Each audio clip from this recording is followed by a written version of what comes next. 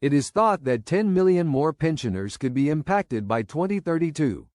Campaigners are pleading with Chancellor Rachel Reeves to axe a policy which will force millions more pensioners to pay income tax. 10 million pensioners are expected to pay the tax by 2032 because the Treasury has refused to increase the tax-free threshold. It is feared retirees who have no other income than the state pension will have to hand cash back to the government if the personal allowance is not increased. Alan Less of the National Association of Retired Police Officers warned that the cost of living crisis is not over and said the state pension should not be a backdoor route into taxation for millions more older people.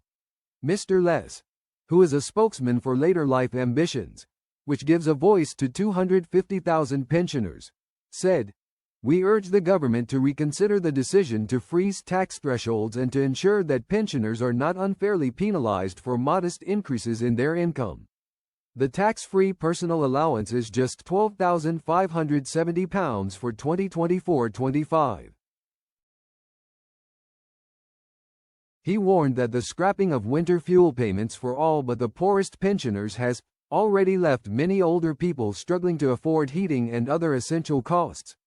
The government must take urgent action to support pensioners rather than adding to their financial burden," he said.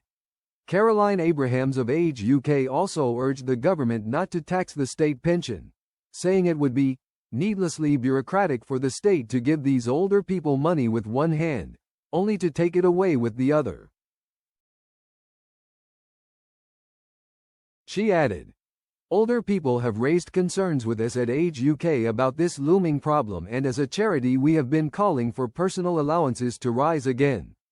This would help older people in a few years' time, and more immediately would provide some much-needed relief for those with modest private pensions who are paying income tax already, and who are finding life tough because of inflation."